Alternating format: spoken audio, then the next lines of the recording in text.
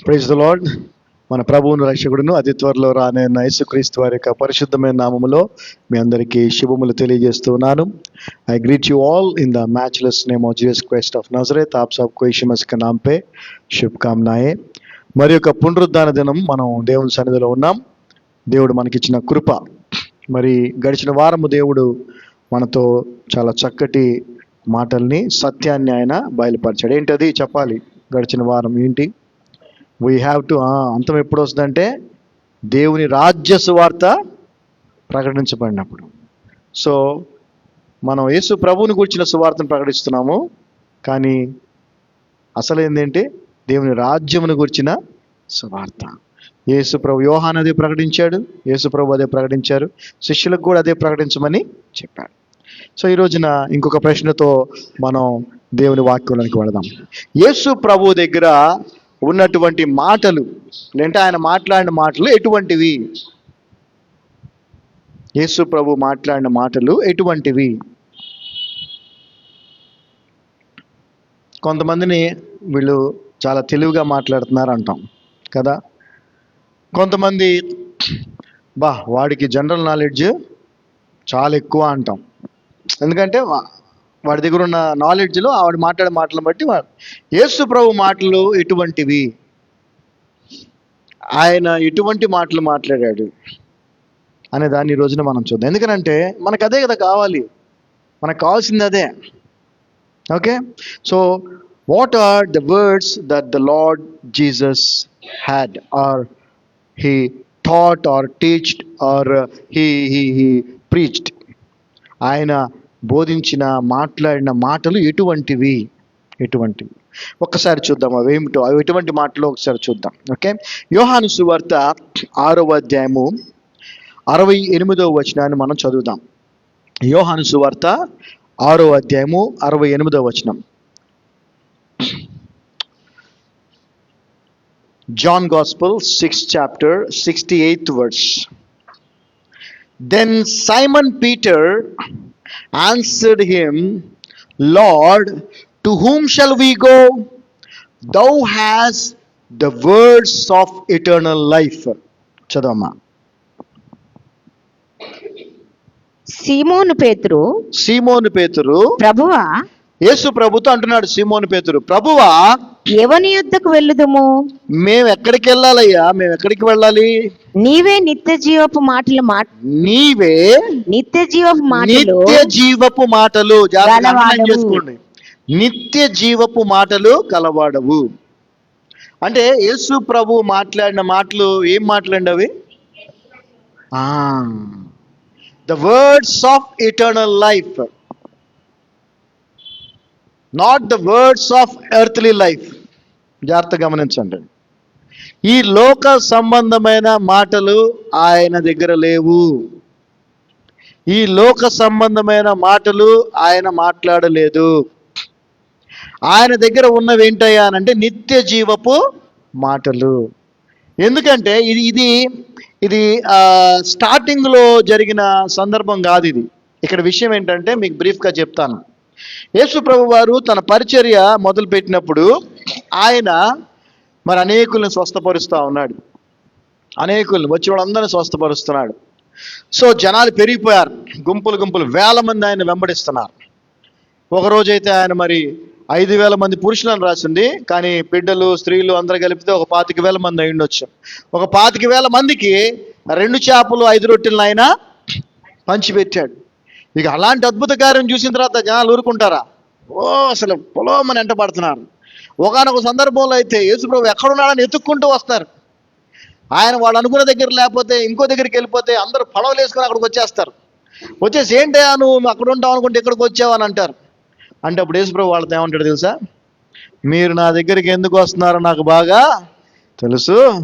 ఆ రోజు రొట్టెలు తిన్నారుగా, వాటి కోసమే వస్తున్నారు అంటాడు. సో ఇది జనరల్గా ఇప్పుడు నడుస్తున్న ట్రెండ్ కూడా ఇదే కదా ప్రస్తుతం నడుస్తున్న ట్రెండ్.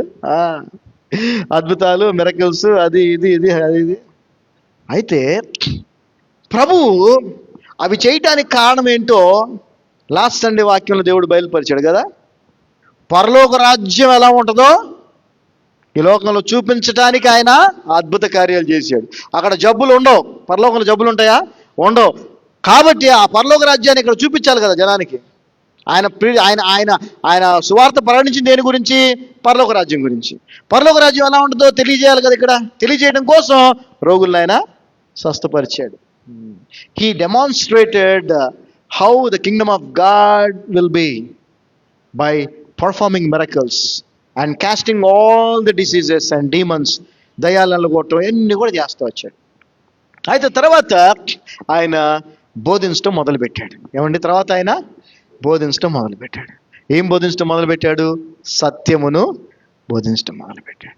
ఎప్పుడైతే సత్యాన్ని బోధించడం మొదలుపెట్టాడో నెమ్మదిగా ఏమైందండి? జనాలు రావటం, వెంబడించడం తగ్గిపోయింది.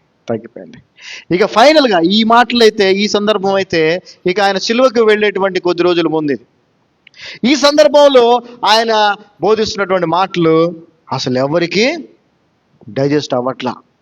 ఎవరు దాన్ని జీర్ణించుకోలేకపోతున్నారు. ఆయన అంత ఇదిగా చెప్తున్నాడు. వీళ్ళందరూ ఎక్స్పెక్టేషన్స్ ఏంటి? ఈయన ఒక రాజుగా ఉంటాడు, మాకు ఈయన రాజ్యం ఇక్కడ స్థాపిస్తాడు, ఈ మమ్మల్ని పరిపాలిస్తాడు, మంచిగా ఉంటుంది. అంటే పాత నిబంధనలు అవన్నీ కూడా ప్రవచనాత్మకంగా ఉన్నాయి కాబట్టి అవన్నీ వాటి యొక్క నెరవేర్పుకి ఈయన వచ్చాడు, ఈయనే రాజు అనే ఉద్దేశంతో వాళ్ళు ఆలోచిస్తున్నారు. చాలా సందర్భాల్లో యేసు ప్రభుని రాజు చేయడానికి కూడా వీళ్ళు ప్రయత్నం చేశారు. బైబిల్లో రాసి ఉంటుంది.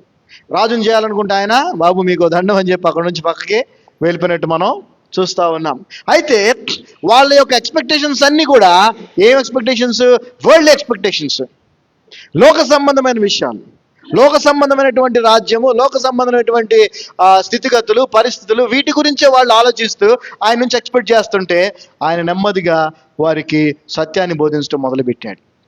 ఇక ఆఖరికి ఆయన వచ్చిన పర్పస్ ఏంటో చెప్పడానికి ఆయన సిద్ధపడి ఆయన అంటాడు, నన్ను ఇంకా వాళ్ళు చంపేస్తారు, కానీ మీరేమీ భయపడొద్దు, 3వ రోజున నేను మరలా తిరిగి లేస్తాను అని. అప్పుడు పేతురు తెలుసు కదా ఏమంటాడు? అయ్యా ఇది నీకు జరగటానికి వీల్లేదు, నిన్నట్టు చంపుతారు, నేను ఊరుకోను అంటాడు పేతురు. సో ఇవన్నీ మనకు తెలుసు.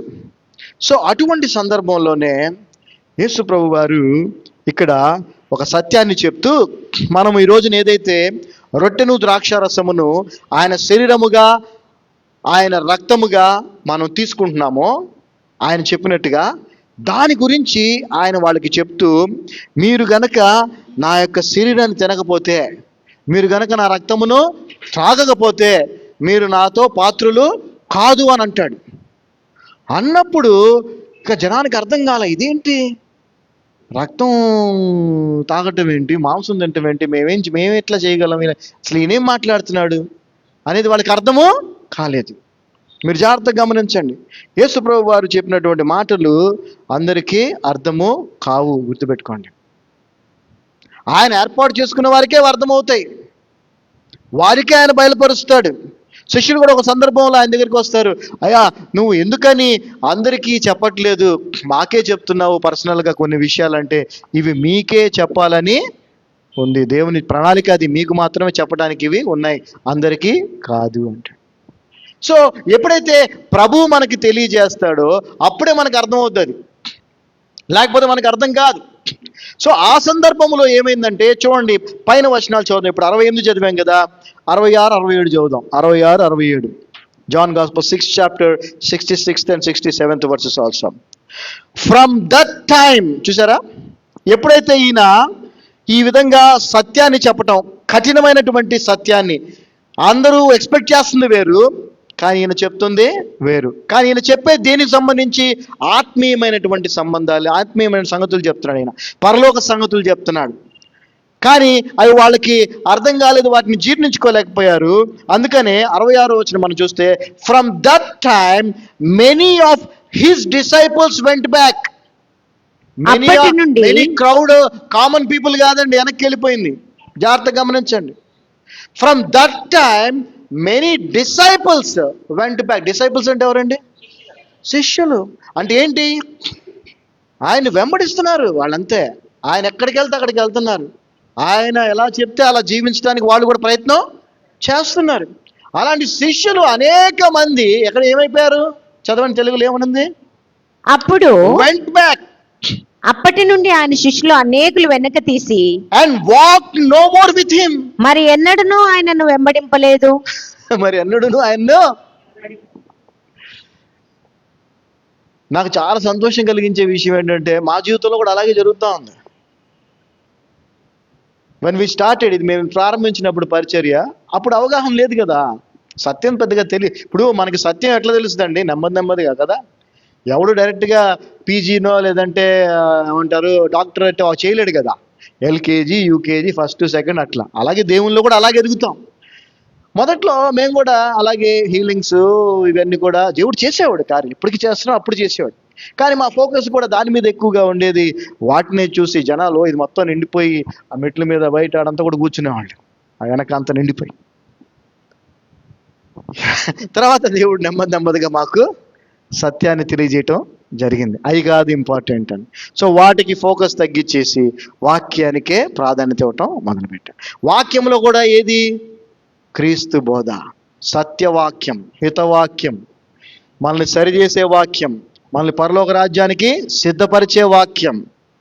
దాన్ని ఎప్పుడైతే చెప్పడం మొదలుపెట్టామో ఏమైంది అక్కడ? అనేక మంది శిష్యులు ఏమయ్యారండి? వెనుదిరిగిపోయారు. ఇంకా ఆయన ఎప్పటికీ. So we don't mind. అందుకే మాకు ఏ బాధ ఉండదు. ఎందుకనంటే సత్యాన్ని అందరూ అంగీకరించలేరు. సత్యాన్ని వెంబడించే వాళ్ళు కొద్ది మంది కదా. ఇరుకు మార్గంలో ప్రవేశించేవారు, దాన్ని కొనుగొని వారు కొందరే. విశాల మార్గంలో వెళ్ళేవాళ్ళు అనేక మంది. సో ఆ సందర్భంలో అందరూ ఆయన్ని వదిలేశారు. చాలా మంది శిష్యులు ఆయన వదిలేసేసి ఆయన వెంబడించడం మానేశారు. అప్పుడు యేసుప్రభువు వారు అన్న మాట తెలుసా? చూడండి. Then said Jesus unto the 12. ఇంకెంతమంది మిగిలారండి? వేలల్లో వందల్లో ఎంతమంది మిగిలారు? ఈ 12 మంది మిగిలారు. ఇక పక్కన అందరూ వెళ్ళిపోయారు. వాళ్ళని చూసి ప్రభు అన్న మాట నాకు చాలా బాధేస్తుంది చదివినప్పుడల్లా. ఈ మాట చదివినప్పుడు చాలా బాధేస్తుంది. ఆయన ఎంత బాధతో ఆ మాట అని ఉంటాడు కదా. ఆయన ఏమన్నాడు చూడండి. దెన్ జీసస్ సెడ్ అంటు the 12, will you also go away? కాబట్టి యేసు మీరు కూడా వెళ్ళిపోవాలని ఉన్నారా అని 12 మందిని అడిగాను. మీరన్నా ఉంటారా? మీరు కూడా వెళ్ళిపోతారా అని అడిగాడు. ఎంత బాధతో ఆ మాట అడిగి ఉంటాడు కదా. ఎంత బాధ అంటే వెళ్ళిపోతున్నారని బాధ కాదు, అన్యాయంగా నశించిపోతున్నారని బాధ. అసలైన సత్యాన్ని గ్రహించడానికి, అసలైన సత్యాన్ని అనుసరించడానికి ఇష్టపడకుండా ఏదో లోక సంబంధమైన పైపైన లోక సంబంధం వాటికి మాత్రం బాగా ఎగబడి వచ్చేసారు. అసలైన విషయానికి వచ్చేటప్పటికి అందరు వెళ్ళిపోయారు. ఏరా బాబు, మరి మీరన్నా ఉంటారా వెళ్ళిపోతారా అని అన్నప్పుడు అప్పుడు పేతురు అంటున్నాడు. పేతురులో గొప్ప విషయం ఏంటంటే దేవుని యొక్క ఏమంటారు ఆత్మ సంబంధం విషయాల్ని గ్రహించేవాడు కూడా కదండి.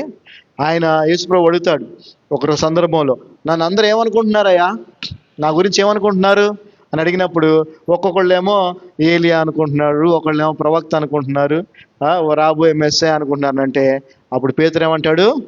అయ్యా నీవు దేవుని కుమారుడు అయిన క్రీస్తువు అని చెప్పినప్పుడు అప్పుడు ప్రభు అంటాడు, ఇది నువ్వు చెప్పింది కాదు, తండ్రి నీకు బయలుపరిస్తే నువ్వు చెప్పావని.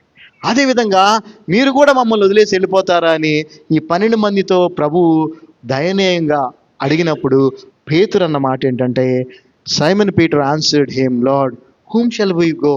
ఎవరి దగ్గరికి వెళ్తామయ్యా మేము? ఇంకెక్కడికి వెళ్తాం మేము? ఎందుకని?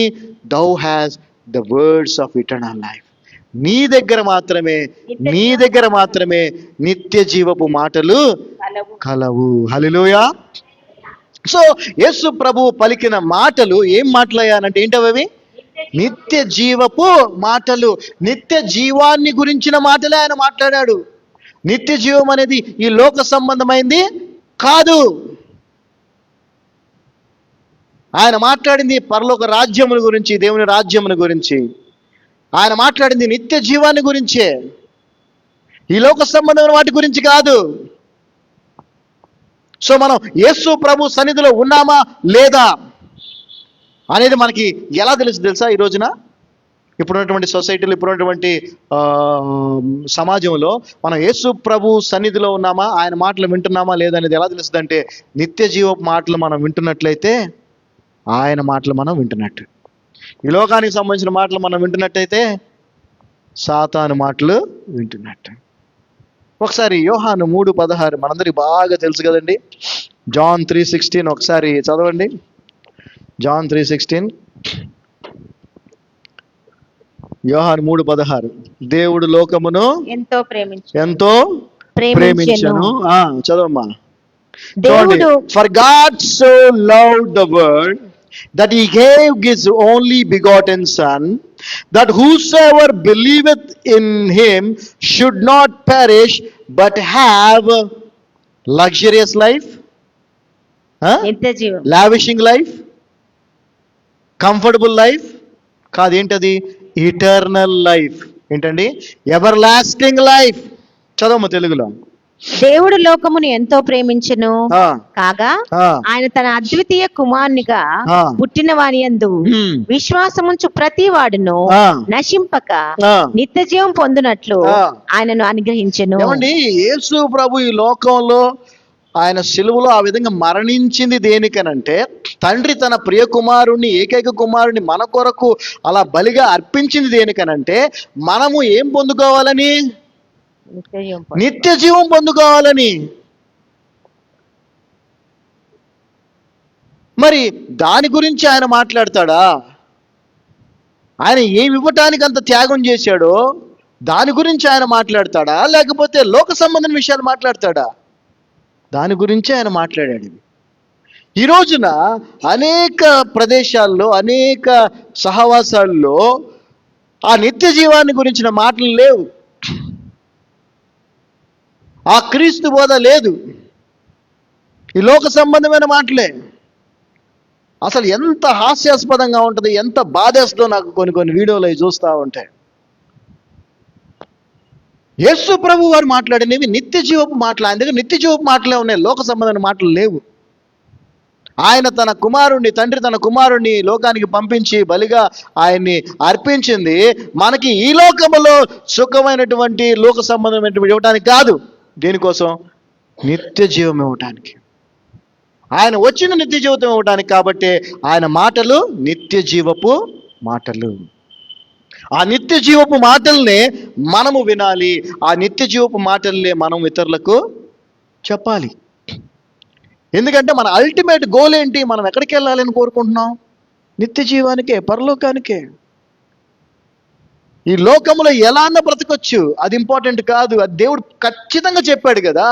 ధనవంతుడు, ఆ బీదవాడైనటువంటి లాజరస్ జీవితం చెప్పాడా లేదా? ధనవంతుడు ఎంత విలాసవంతంగా జీవించాడు, ఆ యొక్క ఆ బీదవాడైనటువంటి లాజరస్ మరి ఈ విధంగా జీవించాడు. తినటానికి తిండి లేదు, ఒళ్ళంతా కురుపులు, భయంకరం. కానీ ఎప్పుడైతే ఇద్దరు మరణించారో ఈ లాజరస్ ఎక్కడికి వెళ్ళాడు, ధనవంతుడు ఎక్కడికి వెళ్ళాడు? మీకు తెలుసు కదా. ధనవంతుడు ఎక్కడ కళ్ళు తెరిచాడు? నరకంలో కళ్ళు తెరిచాడు. ఈ బీదవాడు ఎందుకని ఆయన ఆ విధంగా చేశాడు? ఎందుకని ఆ విధంగా ఆయన అటువంటి ఉపమానం చెప్పాడని అంటే, ఈ లోకంలో మనం ఎలా ఉన్నాం అనేది ముఖ్యమో కాదు. పరలోక రాజ్యములో చేర్చబట్టమే ముఖ్యం. ఆయన వచ్చింది అందుకోసం. సో మనం చేయాల్సిందల్లా అక్కడికి ఎలా చేరుకోవాలి? ఆయన చెప్పిందంతా కూడా అదే. ఆయన చూపించిన మార్గం ఏంటి? పరలోకానికి వెళ్ళే మార్గం చూపించాడు ఆయన. నేనే మార్గం అన్నాడు. ఏంటి ఆ మార్గము? పరలోకానికి వెళ్ళే మార్గం. ఈ లోకంలో సక్సెస్ఫుల్ అవ్వడానికి కాదు ఆయన వచ్చింది. ఈ లోకంలో మనం సక్సెస్ అయ్యి డబ్బులు సంపాదించేసి గొప్పోళ్ళు అయిపోవటానికో, పెద్ద పెద్ద పోస్టుల్లోకి వెళ్ళటానికో కాదు ఆయన వచ్చింది. ప్రాణం పెట్టింది. ఈరోజు ఎక్కడ చూసినా అవే మాటలు, నిత్య జీవపు మాటలు లేవు. కానీ దేవుని మహాకృపను బట్టి ఆయన మనకు నిత్య జీవపు మాటలు ఇస్తా ఉన్నాడు. హల్లెలూయా.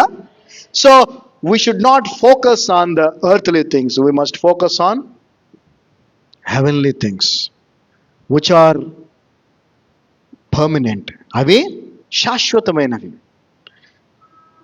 ఎంతకాలం ఉంటాయి ఈ లోకంలో? 50, 60, 70, 80 తెలియదు. అంత కూడా తెలియదు, గ్యారంటీ లేదు. ఆ కొద్దిపాటి జీవితం కోసం చేయకూడని తప్పులు చేస్తూ, దేవునికి విరుద్ధంగా జీవిస్తూ, ఆయన చేయొద్దన్న మాటలు, ఆయన చేయొద్దన్నన్ని చేస్తూ, ఆయన చేయమని చేయకుండా మనం ఈ లోకంలో ఉంటే నరకానికి వెళ్ళిపోతాం. ఒకసారి ఆలోచించండి ఎంత భయంకరమైందో నరకం అనేది. మనకు కావాల్సిన నిత్య జీవపు మాటలు, సోది కబుర్లు కాదు, స్టోరీలు కాదు, కథలు కాదు, ఇంకోటి కాదు. కథలు చెప్పడం బాగా అలవాటు అయిపోయింది జనానికి. మాయ మాటలు చెప్పటం, సొంత మాటలు చెప్పటం. అంటే నేను అమెరికా వెళ్ళాను, మా తాత, మా నాన్నది, మా ఇదే ఎక్కడ చూసినా. పలానా చోట ఆయన ఇలా జరిగింది అది చేసి. ఇవన్నీ ఎవరికి కావాలండి? మనకు కావాల్సింది ఏంటి? ఆ 12 మంది శిష్యులే అన్నారు, చూసారు ఆ మాట. అంటే అన్ని వేల మంది ఆయన వెంబడించారు, అన్ని వందల మంది ఆయన శిష్యులుగా ఉన్నారు. కానీ ఆయన దగ్గర నిత్య జీవ మాటలు ఉన్నాయని తెలుసుకున్న వాళ్ళు ఎంతమంది? ఆ 12 మందే. మనం కూడా 12 మందిలో ఒకళ్ళుగా ఉంటే చాలు. హల్లెలూయా. ఆ వేల మందిలో మనం ఉంటే వేస్ట్. ఆ 12 మందిలో ఉండాలి. ఆయన దగ్గరే ఉన్నాయి నిత్య జీవపు మాటలు ఉన్నాయి, నిత్య జీవపు మాటలు. ఆయన మాట్లాడిన ప్రతి దాంట్లో కూడా ఆయన నిత్య జీవాన్ని గురించే మాట్లాడాడు. ఆయన మాట్లాడిన ప్రతి బోధ, ఆయన చేసిన ప్రతి బోధలో, ఆయన మాట్లాడిన ప్రతి కాన్వర్జేషన్లో మీరు బైబిల్ చదవాలి, చదివితే తెలుస్తుంది బైబిల్. అందుకే చెప్తుంటాను, బైబిల్ చదవకుండా సొంత అభిప్రాయాలతో ఏదేదో అనుకుంటున్నారు యేసు ప్రభుని. లేదంటే ఎవరు పడితే వాళ్ళు చెప్పేది విని అదే నిజమేమో అనుకుంటున్నారు. నేను ప్రతి ఒక్కరికి అందుకే చెప్తా ఉంటాను, మీకు సత్యము తెలియాలంటే మీరు వాక్యము చదవాలి. నేను ఒకటి చెప్పొచ్చు, ఇంకొక ఆయన ఇంకొకటి చెప్పొచ్చు, ఇంకొక ఆయన ఇంకోటి చెప్పొచ్చు. ఈ ముగ్గురు చెప్పిన దాంట్లో ఏది కరెక్టో తెలియాలంటే మీరు ఎక్కడ చెక్ చేయాలి? అది చెక్ చేసే సమయం లేదు క్రైస్తవులకి. కాబట్టి ఎవరు ఏది పడితే చెప్తే అది దాన్ని నమ్మేస్తున్నారు. లేదంటే వాళ్ళు సొంతగా ఏదైతే అనుకుంటున్నారో అదే నిజమని అనుకుంటున్నారు. నో, బైబిల్ ఏం చెప్తా ఉందో, యేసు ప్రభు బోధ ఏం చెప్తుందో, అపోస్తుల బోధ ఏం చెప్తుందో అదే సత్యము. హల్లెలూయా. చూడండి, యేసు ప్రభు వారు ఎన్ని సందర్భాల్లో ఆయన నిత్య జీవం గురించి మాట్లాడారు. ఎటువంటి వారు ఆయన దగ్గరికి వచ్చి నిత్య జీవం కొరకు ఆయన్ని ప్రాధేయపడ్డారో కూడా మనం చూద్దాం. ఎందుకంటే నిత్య జీవపు మాటలు ఆయన దగ్గరే ఉన్నాయి, ఇంకెవరి దగ్గర లేవు. హల్లెలూయా. పేతురు ఏమన్నాడు? అయ్యా, మేము ఇంకెవరి దగ్గరికి వెళ్తామయ్యా, నీవే కదా నిత్య జీవపు మాటలు గలవాడవు. ఆమేన్. హల్లెలూయా. యేసు ప్రభువు ఏమన్నారు? నేనే మార్గము, సత్యము, జీవము, నా ద్వారా తప్ప ఎవరును. ఆయనే మార్గము. సో ఆయన దగ్గరే ఉన్నాయి నిత్య జీవం మాటలు. నిత్య జీవానికి వెళ్ళాలంటే ఏం చేయాలి? నిత్య జీవంలో పరలోకంలో గొప్పవాడిగా ఉండాలంటే ఏం చేయాలి? అక్కడ బహుమానాలు సంపాదించుకోవాలంటే ఏం చేయాలి? ఇవన్నీ ఎవరి దగ్గర ఉన్నాయి? ఈ మాటలన్నీ యేసు ప్రభు దగ్గర ఉన్నాయి. ఆయన చెప్పాడు. ఒకసారి యోహాను సువార్త 17వ అధ్యాయము, John gospel 17th chapter 3rd verse చదవండి. ఇవన్నీ నిత్య జీవపు మాటలు. యేసు ప్రభు మాట్లాడిన నిత్య జీవపు మాటలు. యోహాను సువార్త 17వ అధ్యాయం 3వ వచనం, John gospel 17th chapter 3rd verse. And this is eternal life, that they might know thee, the only true God, and Jesus Christ, whom thou hast sent. చదవమ్మా. అద్వితీయ సత్య దేవుడవైన నిన్నును. యేసు ప్రభు వారు చెప్తున్నారు నిత్య జీవం అంటే ఏంటో చెప్తున్నారు. నిర్వచనం, the definition of eternal life. అద్వితీయ సత్య దేవుడవైన నిన్ను అనగా తండ్రిని, నీవు పంపిన నీవు పంపిన నన్ను యేసుక్రీస్తును ఎరుగుటయే నిత్య జీవము. ఆయన మాట్లాడిన మాటలన్నీ కూడా నిత్య జీవానికి సంబంధించినవే, ఈ లోకానికి సంబంధించినవి కాదు. దయచేసి గుర్తుపెట్టుకోండి. ఈ రోజున అనేక మంది, లక్షల మంది, కోట్ల మంది మోసపోతున్నారు లోక సంబంధమైన మాటలు చెప్పే వాళ్ళ దగ్గరికి పోయి. నిత్య జీవపు మాటలు మాట్లాడే వాళ్ళ దగ్గరికే వెళ్ళాలి. ఎందుకంటే ఆ మాటలు ప్రభు దగ్గర నుంచి వస్తాయి. నిత్య జీవపు మాటలు మనలో లేవు అని అంటే మనము ప్రభువుని కలిగి లేము. మన కాన్వర్సేషన్లో కూడా పరలోక రాజ్యం గురించి మాట్లాడుకోవాలి. చూడండి, ఉదాహరణకి కొద్ది రోజుల్లో మీకు సంబంధించిన వాళ్ళ పెళ్ళి ఏదైనా జరగబోతుంది అనుకోండి. మీ కజిన్ మ్యారేజ్ అవుతుంది, లేదంటే మీ కజిన్ వాళ్ళ బాపతో బాబు మ్యారేజ్ అవుతుంది. ఏం మాట్లాడుకుంటారు అందరు కలుసుకుంటే? మ్యారేజ్ గురించే. ఏం బట్టలు చేసుకోవాలి, ఏం చేయాలి, ఎట్లా చేయాలి. రీసెంట్గా మా వదిన కొడుకు, మా పెద్ద వదిన కొడుకు మ్యారేజ్ కూడా సెటిల్ అయింది. మేము కూర్చొని మాట్లాడుకుంటా ఉంటే ఎంత అయింది తెలుసా? టైం 3 అయింది. జస్ట్ కొన్ని విషయాలే. తెల్లవారు 3 అయింది. కొన్ని విషయాలే, అన్నీ కూడా కాదు. ఇది పెళ్ళి కూడా కాదు, ఎంగేజ్మెంట్కి 7వ తారీఖు ఎంగేజ్మెంట్ ఉంది. ఎంగేజ్మెంట్ విషయంలో కొన్ని విషయాలు మాట్లాడుకోవడానికి 3 అయింది. అసలు క్రైస్తవులు మర్చిపోతున్న విషయం ఏంటి? ప్రభు రాబోతున్నాడు. ఎలా రాబోతున్నాడు? పెండ్లి కుమారుడిగా. మనం ఎలాగా సిద్ధపడాలి? వధువు సంఘముగా. అంటే మనం మాట్లాడుకునే దేని గురించి మాట్లాడుకోవాలా? ప్రభు రాబోతున్నాడు కదా, మనం ఎట్లాగా సిద్ధపడాలా, ఎట్లాగా ఆయనకి నచ్చే విధంగా మనల్ని మనం మార్చుకోవాలా, ఎటువంటి ఏర్పాట్లు చేసుకోవాలా. అవునా కదా? ఈ ప్రిపరేషన్ లేదు ఎక్కడ. నిత్యజీవం గురించి, ఆ ప్రభువుతో వివాహం గురించి, ఆయన్ని కలుసుకునేటువంటి ఆ సమయం గురించి ఎవరు ఎదురు చూడట్లే, దాని గురించి ఎవరు మాట్లాడట్లే. కానీ యేసు ప్రభు మాట్లాడిన ప్రతి మాట, ప్రతి సందర్భంలో కూడా ఆయన నిత్య జీవాన్ని ఆయన మాట్లాడాడు. కాబట్టే పేతురు ఏమంటున్నాడు? అయ్యా, నీవే నిత్య జీవపు మాటలు గలవాడు. నీ దగ్గర కాకుండా ఇంకెక్కడికి వెళ్తాం మేము? ఇంకెక్కడికి వెళ్ళినా నిత్య జీవపు మాటలు దొరకవు, నిత్య జీవము కూడా దొరకదు. యేసు ప్రభు దగ్గర మాత్రమే అది ఉన్నది. యోహాను సువార్త 3వ అధ్యాయము. మనందరికి బాగా తెలుసు యోహాను సువార్త 3వ అధ్యాయం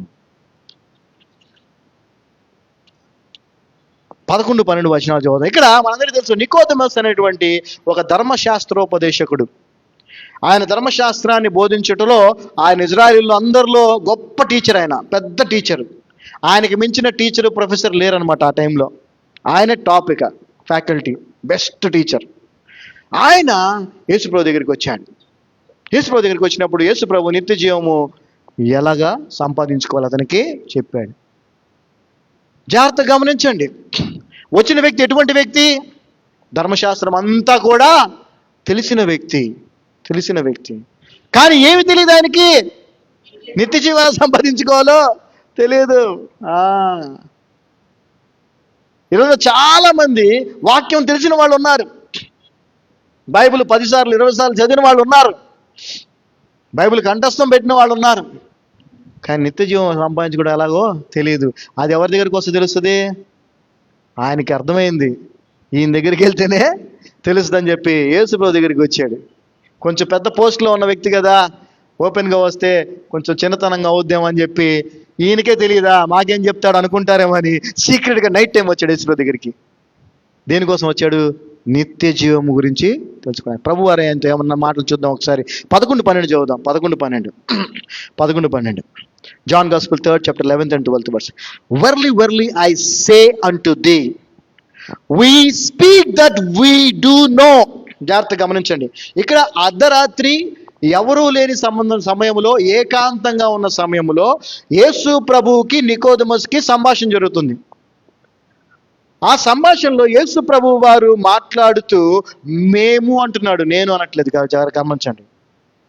We speak that we do know and testify that we have seen and ye receive not our witness. చదవమ్మ Telugu. మేము ఎరిగిన సంగతి చెప్పుచున్నాము. మేము అంటున్నాడు ఏంటి? ఆయన ఒక్కడే కదా ఆయన. మేము ఎరిగిన సంగతినే చెప్పుచున్నాము, చూచిన దానికే సాక్ష్యం ఇచ్చుచున్నాము. మా సాక్ష్యం మీరు అంగీకరింపరని నీతో నిశ్చయంగా చెప్పుచున్నాను. మేము అని మాట్లాడుతున్నాడు ఆయన. మనమని ఇక్కడ గౌరవచకంగా మీరు మేము అని మాట్లాడుకుంటా, అలాగా అది మాట్లాడుతుంది. He is not only the son, he is the father also. Hallelujah. తండ్రి కూడా ఆయనే. ఫిలిప్ అడుగుతాడు కదా, అయ్యా తండ్రి తండ్రి అంటున్నావు, ఒక్కసారి మాకు తండ్రిని చూపించాయా చాలు అంటాడు ఫిలిప్. ఏమండి? యోహాను సువార్త 14వ అధ్యాయం చూస్తే ఆ 7-8 వచ్చినాడు, ఒక్కసారి తండ్రిని మాకు చూపించానంటే ఫిలిప్తో యేసుప్రభు అంటాడు, ఫిలిప్ ఏం అడుగుతున్నావు ఫిలిప్, నువ్వు ఇంతకాలం ఎవరితో ఉన్నావు, ఎవరిని చూస్తున్నావు, మళ్ళీ తండ్రిని చూపించమంటున్నావేంటి? నన్ను చూస్తే తండ్రిని చూసినట్టే అన్నాడు. హల్లెలూయా. సో ఇక్కడ నిత్య జీవానికి సంబంధించిన విషయాన్ని చెప్పే సందర్భంలో యేసు ప్రభు వారే కాదు, తండ్రి కూడా ఏకమై, ఇద్దరు ఏకమై అక్కడ మాట్లాడుతున్నారు. మేము అంటున్నారు. హల్లెలూయా. మేము చూసిన దానినే మీకు చెప్తున్నాము. ఇప్పుడు పరలోకం గురించి ఎవరు చెప్పగలరండి? మనకి ఎవరు చెప్పగలరు? దాన్ని చూసిన వాళ్ళే చెప్తారు, అక్కడ నుంచి వచ్చిన వాళ్ళే చెప్తారు. అక్కడ నుంచి వచ్చిన వాళ్ళు ఎవరు లేరు, దాన్ని చూసిన వాళ్ళు ఎవరు లేరు, యేసుప్రభు తప్ప. హల్లెలూయా. ఎవరు లేరు. ఇప్పుడు ఉదాహరణకి మనకు తెలిసిన చిన్నప్పటి నుంచి మనకు తెలిసిన మన నైబర్ ఒక అబ్బాయి ఉన్నాడు. ఆ అబ్బాయి రష్యా గురించి చెప్తాడు అనుకోండి. రష్యా అట్లా ఉంటుంది ఇట్లా ఉంటుంది అదే చెప్తాడు అనుకోండి. మీరు నమ్ముతారా? నమ్మరు. అదే ఇంకో నైబరు రష్యా వెళ్ళొచ్చాడు. నైబరు రష్యా వెళ్ళి 1 నెల రోజులు 6 నెలలు ఉండి వచ్చాడు. అతను చెప్పాడు అనుకోండి అప్పుడు. ఎందుకంటే అతను వెళ్ళొచ్చాడు, అతను అక్కడి నుంచి వచ్చాడు కాబట్టి అతనికి తెలుసు అక్కడ ఏముంటుందో, కాబట్టి నమ్ముతారు. సో మనం పరలోకము గురించి నమ్మాలి అని అంటే అక్కడి నుంచి ఒకళ్ళు రావాలి. అందుకే యేసుప్రభు వచ్చింది. ఒక సమయంలో అమెరికా అనేది లేదని అనుకున్నారు అందరూ, అవునా? అమెరికా అనేది అందరికీ తెలియదు. ఆయన పేరేంటన్నా, అది కొలంబస్ అని ఆయన వెళ్తే కానీ అమెరికా ఒకటి ఉందని తెలియలా. ఈరోజున ప్రపంచంలో అగ్రదేశం అది. అలాగే అక్కడి నుంచి వచ్చిన వాళ్ళు చెప్పాలి. ఈరోజున చాలా మోసాలు చేసేవాళ్ళు కూడా ఉన్నారు. దేవుడు నన్ను పరలోకానికి తీసుకెళ్ళాడు, నాకు చూపించాడు, నేను అంతా చూశాను, అది చేశాను, ఇది చేశాను అని జనానికి చెప్తున్న వాళ్ళు కూడా ఉన్నారు. దయచేసి ఆయన నమ్మబాకండి. పైనుంచి వచ్చిన వాడు ఒక్కడే, ఎవరైనా యేసుక్రీస్తు ప్రభు.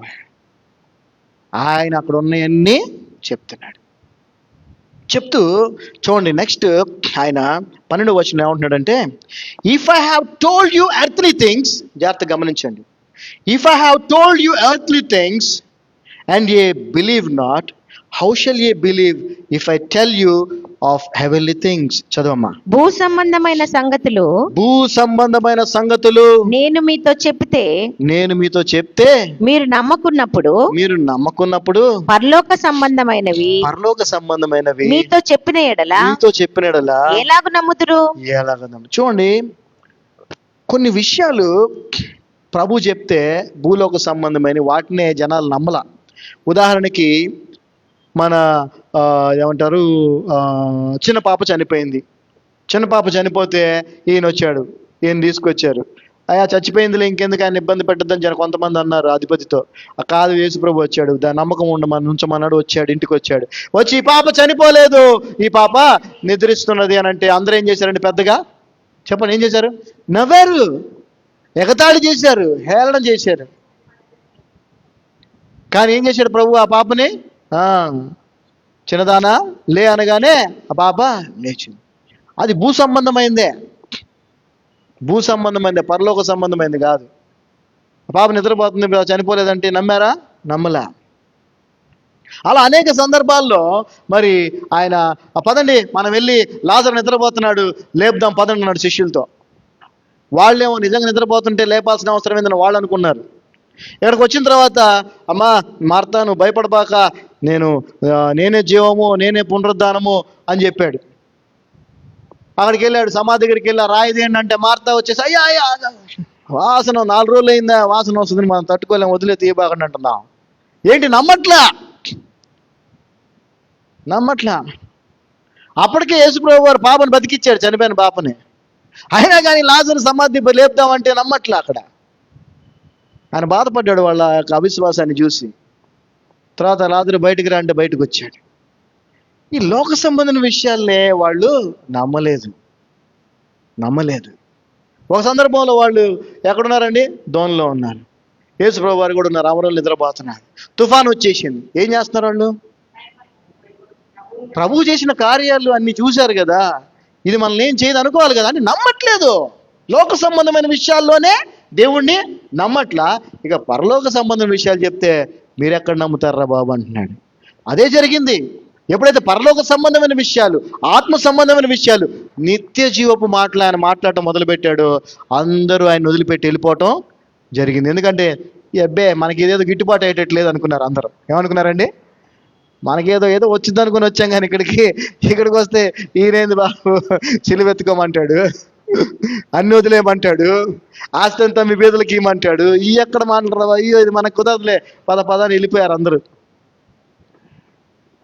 ఆ 12 మంది మిగిలితే వాళ్ళతో అన్నాడు, మీరు కూడా ఉంటారా, వెళ్ళిపోతారా? ఎందుకంటే నా దగ్గర వేరే మాటలు లేవు. యేసుప్రభు దగ్గర వేరే మాటలు లేవండి. ఆయన దగ్గర ఉన్న మాటలు ఏంటవి? నిత్య జీవపు మాటలే. ఈ లోక సంబంధమైన మాటలు లేవు ఆయన దగ్గర. So the words of eternal life are the words of heaven are heavenly. నిత్య జీవపు మాటలు అంటే పరలోకానికి సంబంధించిన మాటలు. ఒకసారి యోహాను సువార్త 3వ అధ్యాయము 31 నుంచి చదువుకుందాం. John gospel 3rd chapter 31st verse, 31వ వచనం నుంచి. He that cometh from above is above all. చూసారా? ఎవరు పడితే వాళ్ళు చెప్తే మనం నమ్మకూడదు. ఎందుకనంటే ఎవడు పైనుంచి రాలా. జాగ్రత్త గుర్తుపెట్టుకోండి, చాలా మంది మోసం చేస్తున్నారు ఈ రోజున.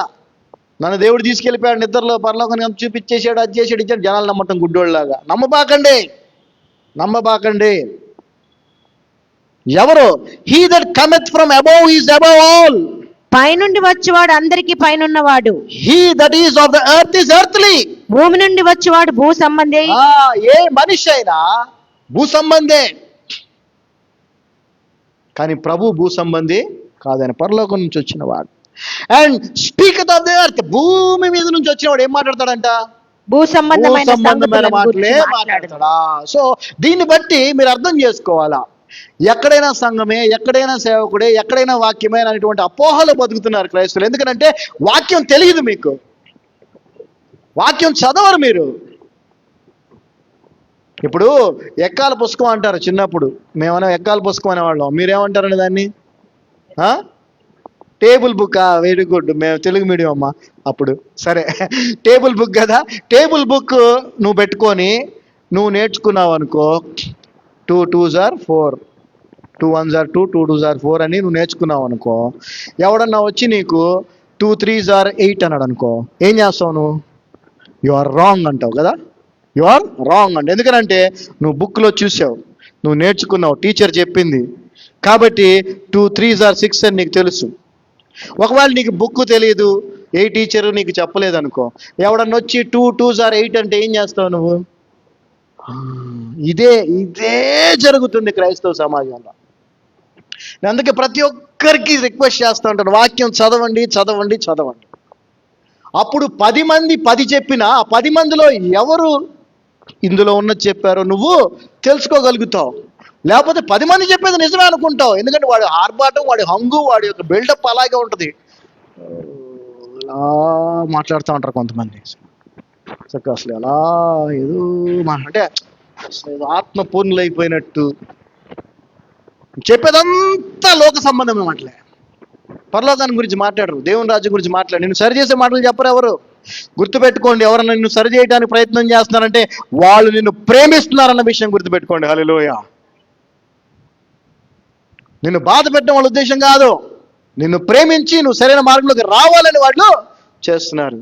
తండ్రి తన ప్రేమించిన కుమారుని గద్దించును, శిక్షించును అని బైబిల్లో ఉంది.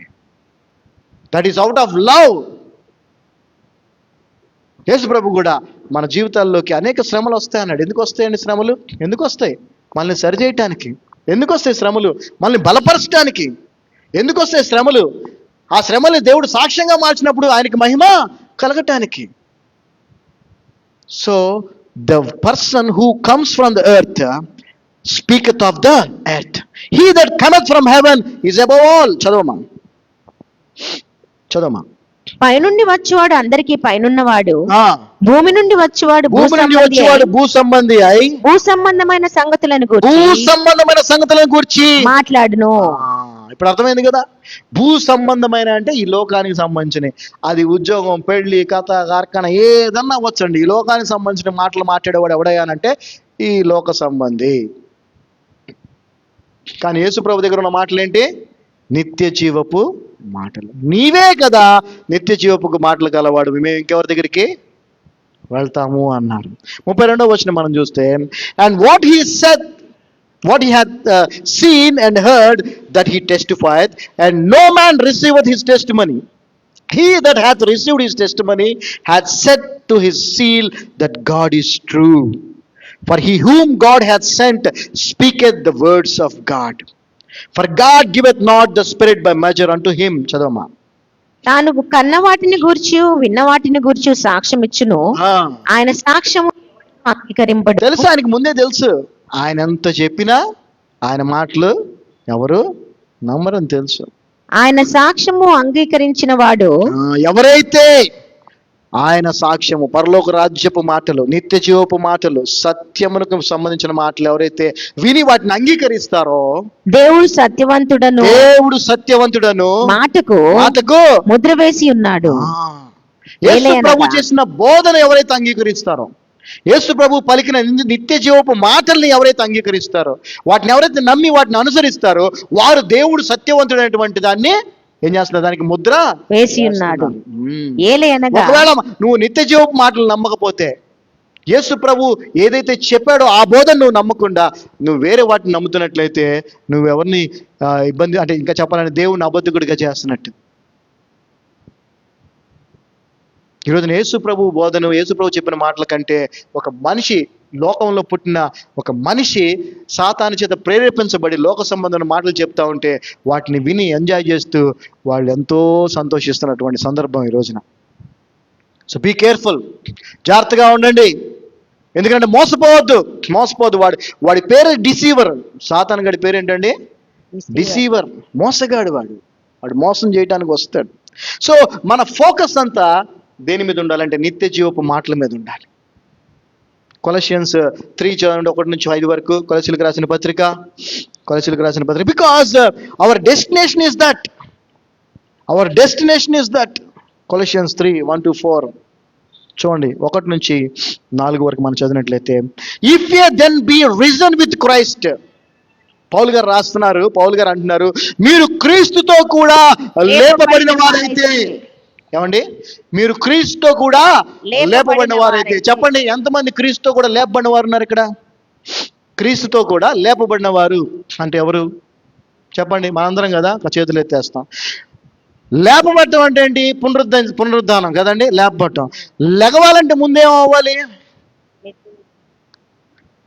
వెరీ గుడ్, క్లాప్స్ కొట్టాలి డయానా కోసం. Very good. ముందు లేపబడాలంటే ముందేం అవ్వాలి? చచ్చిపోవాలి. ఈ లోక సంబంధమైన జీవితాల్లో మనం ఏమవ్వాలి? చచ్చిపోవాలి. లోకానికి మనం చచ్చిన వారిగా ఉండాలి. నువ్వు లోక సంబంధమైన జీవిత విషయంలో చచ్చిపోకపోతే నువ్వు లేచే పరిస్థితి లేదు. ఎందుకు? నీటి బాప్తిజంలో నీళ్ళలో అలా ముంచి లేపడానికి దానికి కారణం ఏంటి? పాత జీవితము గతించిపోయి క్రొత్త జీవితం, న్యూ లైఫ్. అంటే చచ్చిపోయి మళ్ళీ బ్రతకటం. అది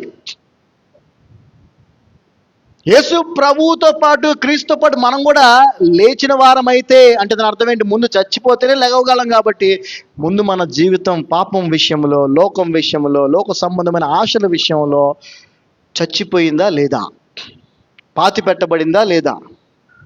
అందుకే ఆ రోమిలకు రాసిన పత్రిక 6వ అధ్యాయంలో పౌలు గారు చక్కగా రాస్తారు, మీరు యేసు క్రీస్తు యొక్క మరణమందు ఆయనతో ఏకమైన వారైతేనే ఆయన పునరుద్ధానమందు కూడా ఆయనతో కూడా ఏకమై ఉంటారు. ఆయన మరణం యొక్క సాదృశ్యములు ఏకమైన వారైతేనే పునరుద్ధానములో సాదృశ్యం. సో మన యొక్క జీవితంలో పాపము, పాత జీవితము అనేది ఏమవ్వాలండి? చచ్చిపోవాలి. చచ్చిపోయినప్పుడే తిరిగి మళ్ళీ మనం లేచే అవకాశం ఉంటుంది. సో ఇప్పుడు లేచిన వాళ్ళ గురించి మాట్లాడుతున్నాడు ఈయన. మీరు నిజంగా ఒకవేళ లోక సంబంధమైన జీవితంలో చచ్చిపోయి యేసుక్రీస్తు లేపబడిన వారైతే, seek those things which are above. పైనున్న వాటిని వెతుకుడి. Seek those things which are above, where Christ sitteth on the right hand of God. చదవమా. మీరు క్రీస్తుతో కూడా లేపబడిన వారైతే పైనున్న వాటిని వెతుకుడి, అక్కడ క్రీస్తు దేవుని కుడిపార్శ్వమున కూర్చుండి ఉన్నాడు. సో మనం దేన్ని వెతకాలో స్పష్టంగా చెప్తున్నారు. ఈ లోకంలో ఏం దొరుకుద్దా, ఎక్కడ అవకాశం దొరుకుద్దా, ఎక్కడ ఏ బిజినెస్ చేస్తే బాగుంటుంది, లేకపోతే ఏ ఉద్యోగం అయితే నా లైఫ్ బాగుంటుంది, ఎవరిని పెళ్లి చేసుకుంటే నా జీవితం బాగుంటుంది, ఈ కాదు మనం వెతకాల్సింది. ఇవన్నీ దేవుడు చూసుకుంటాడు. మనం వెతకాల్సింది ఏంటంటే పైనున్న వాటిని వెతకాలి. పైనున్న వాటిని ఎవరు వెతుకుతారు? క్రీస్తుతో కూడా తిరిగి లేచిన వారు. క్రీస్తుతో కూడా తిరిగి లేచేది ఎవరు? ముందు చచ్చిపోవాలి. పాపం విషయంలో చచ్చిపోవాలి, లోక ఆశల విషయంలో చచ్చిపోవాలి. ఇవన్నీ వదిలేసుకున్న వాళ్ళే లేస్తారు. 2వ వచనం, సెట్ యువర్ ఎఫెక్షన్. దేని మీద? ఈ లోక సంబంధమైన వాటి మీద. దేని మీద పెట్టుకోవాలి? And on the things above, not on the things on the earth. Underline చేసుకోవాలండి ఇవన్నీ కూడా మీరు. పైనున్న వాటి మీద ఇవే నిత్య జీవపు మాటలు. ఇవి నిత్య జీవపు మాటలు, లోక సంబంధమైన మాటలు కాదు. చదవమా. పైనున్న వాటి మీదనే కాని ఆ, భూ సంబంధమైన వాటి మీద మనస్సు పెట్టుకొనకుడి. అది. So we have to be very careful, very careful. నువ్వు దేన్ని కోరుకుంటున్నావు, దేన్ని శాసిస్తున్నావు. చాలామంది చాలా డిప్లొమాటిక్గా మాట్లాడతారు, అంటే కర్ర ఇరగకూడదు, పాము చావకూడదు అన్నట్టు. అలా ఉండదు దేవుని వాక్యం, గుర్తుపెట్టుకోండి. నేను కూడా అలా మాట్లాడలేను, నాతోని కాదు. చాలామంది నాకు చెప్తా ఉంటారు, పాస్టర్ గారు మీరు మరీ అంత కఠినంగా, మరీ అంత డైరెక్ట్గా చెప్తే కష్టం. అంటే నాతోని కాదు, నాతోని అవ్వదు. నాకు ఇక్కడ ఏది ఉందో అదే చెప్తాను నేను, ఇక్కడ ఏది ఉందో అదే చెప్తాను నేను. మనము నిజంగా యేసు ప్రభువుని నమ్మి రక్షించబడి పాత జీవితంలో చనిపోయి క్రొత్త జీవితాన్ని పొందుకున్న వారం అయితే మన యొక్క చూపంతా కూడా, మన యొక్క ఆశ, మన యొక్క ప్రేమ, మన ఎఫెక్షన్ అంతా కూడా దేని మీద ఉండాలి? పైన వాటి మీద ఉండాలి. భూమి మీద వాటి మీద మన ఎఫెక్షన్ ఉండొచ్చా, ఉండకూడదా? ఉండకూడదు. ఎస్, ఈ రోజున అదే ఎఫెక్షన్ కలిగి ఉంటున్నారు, దాన్నే బోధిస్తున్నారు, దాన్నే ప్రేరేపిస్తున్నారు. అవి నిత్య జీవపు మాటలు కాదు, గుర్తుపెట్టుకోండి. నిత్య జీవపు మాటలు నిత్య జీవానికి సంబంధించినవి. అండ్ రోమన్స్ 6th chapter, సమయం లేదు కాబట్టి త్వరగా చెప్పేస్తున్నాను. మీరు ఇంటికి వెళ్ళిన తర్వాత మరలా ధ్యానించండి. నేను 1 to 4 అని చెప్పాను, Colossians 3 1 to 4 చెప్పాను, కానీ 1 2 చెప్పాను. 3 4 ఎక్స్ప్లెయిన్ చేయడానికి మళ్ళీ సమయం సరిపోదు. I have to conclude. కాబట్టి ముందుకు వెళ్ళిపోతున్నాను. మీరు రాసుకోండి, ఇంటికి వెళ్ళిన తర్వాత మరలా ధ్యానించండి. ఎందుకనంటే నేను మరలా చెప్తున్నాను, ఎవరు చెప్పినా, నేను చెప్పినా, ఇంకొకరు చెప్పినా మీరు గుడ్డిగా నమ్మాల్సిన అవసరం లేదు. అది నిజమో కాదో బైబిల్లో చదువుకోండి, అందులో ఉన్నదా లేదా చూడండి, అదా కాదా తెలుసుకోండి. ప్లీజ్, అక్కడెక్కడో దేవుడు ఉంటాడు, ఇక్కడెక్కడో దేవుడు ఉంటాడు అని జనాలు చెప్తే నమ్మబాకండి. దయచేసి దేవుని మందిరము చాలా పవిత్రమైనది. మనమే ఆయన మందిరము, మనమే దేవుని ఆలయము, అంతేగాని ఒక స్థలము కాదు. దయచేసి దేవుని సహవాసాన్ని పుణ్యక్షేత్రాలు చేయబాకండి. చాలామంది అలాగే చేశారు ఈ రోజున. ఏమండి, అంటే గుణదలత అంటారు, అది ఏమంటారు నాగపట్నం అంటారు, లేదంటే ఇక్కడ ఏంటంటే సాగరమాత అంటారు, ఏమండి, లేదంటే కల్వరి టెంపుల్ అంటారు. అవన్నీ వాళ్ళకి ఏంటంటే ఒక పుణ్యక్షేత్రాలాగా. దయచేసి గుర్తుపెట్టుకోండి, there is no god in the structure, god is in you. దేవుడు నీలో ఉంటాడు, నాలో ఉంటాడు, అన్ని చోట్ల ఉంటాడు. ఎక్కడ 2 3 ఆయన నామములో కలుసుకుంటారు, అక్కడ ఆయన ఉంటాడు. హల్లెలూయా. సో రోమీయులకు రాసిన పత్రిక 6వ అధ్యాయము, Romans 6th chapter 22nd verse మనం చదివినట్లయితే, రోమీయులకు రాసిన పత్రిక 6వ అధ్యాయము 22వ వచనం మనం చదివినట్లయితే, but now being made free from sin. So మనము యేసుక్రీస్తుతో తిరిగి లేచిన వారమైతే, పునరుద్ధానంలో లేచిన వారమైతే అన్న మాటలో మనం ఏమై ఉండాలి? మొదటిగా చనిపోయి ఉండాలి కదా. అందుకే ఇక్కడ అంటున్నాడు, but now being made free from sin. అంటే when we become free from sin, when we are out of bondage of the captivity of sin, పాపం అనేటువంటి బంధకం నుంచి దేవుడు మనల్ని విడిపించడానికి వచ్చాడు. ఆయన ఈ లోకంలో మన శిక్షను, మనకు రావాల్సిన శిక్షను ఆయన మీద వేసుకొని మనకు క్షమాపణను అనుగ్రహించాడు. సో మనం ఏం చేయాలి? ఆయన అనుగ్రహించిన ఆ యొక్క స్వాతంత్రాన్ని ఏం చేయాలి? మనం కొనసాగించాలి. జైలు నుంచి ఒకరిని వదిలేస్తే వాడు మళ్ళీ జైల్లోకి వెళ్ళాలని అనుకుంటాడా? అనుకోడు కదా. అలాగే పాపము నుంచి దేవుడు మనల్ని ఏం చేశాడు? స్వతంత్రులుగా చేశాడు, విడిపించాడు కాబట్టి మనం దేవుని బిడ్డలం, బయటకు వచ్చాం కాబట్టి దేవుని బిడ్డలం. అందుకే అంటున్నాడు చూడండి, but now being made free from sin and become servants to God, you have your fruit unto holiness and everlasting life.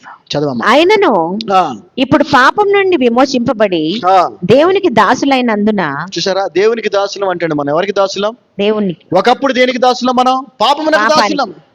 ఒకప్పుడు ఈ లోక ఆశలకు దాసులం, ఒకప్పుడు ఈ లోక సంబంధమైన వాటికి దాసులం, మనుషులకు దాసులం. కానీ దేవుడు వాటి నుంచి మనల్ని విడిపించాడు కాబట్టి ఇప్పుడు మనం ఎవరికి దాసులం?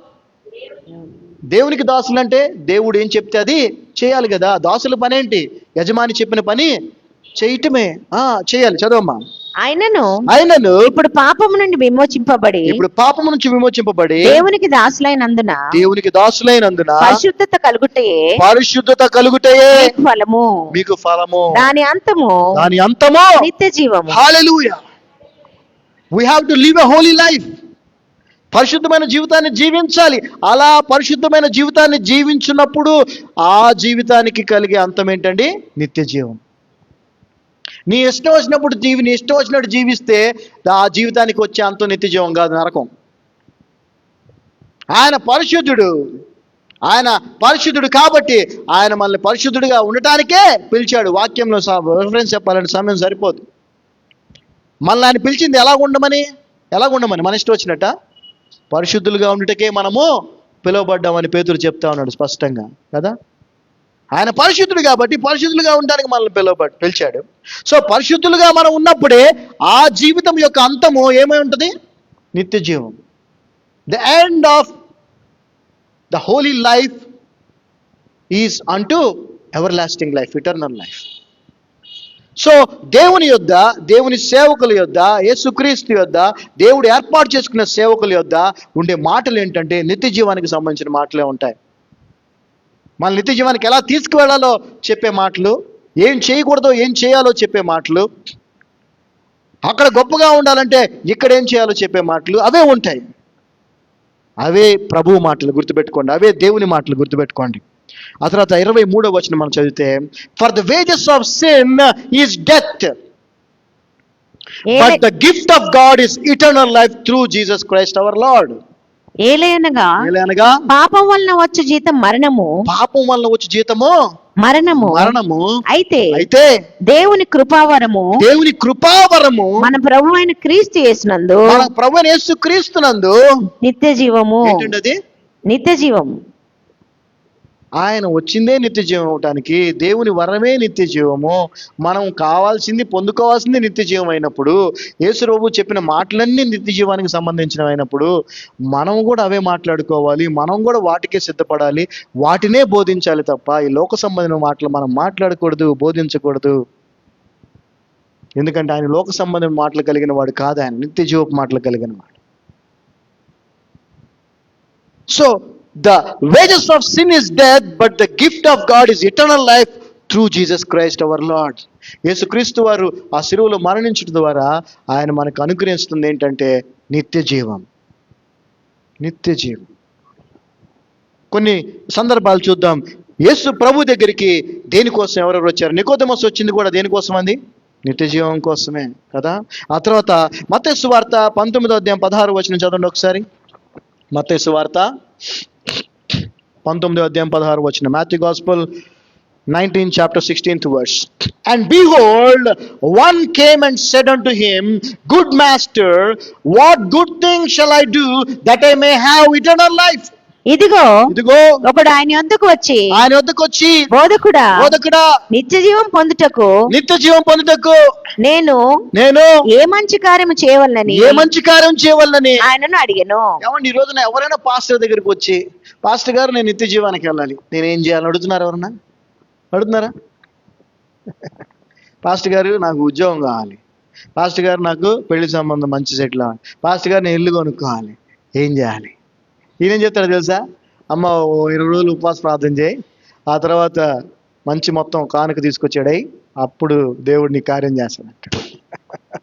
వీళ్ళు అడిగేది లోక సంబంధమైందే, ఇతను చెప్పేది ఎందుకంటే ఇద్దరికి లాభం.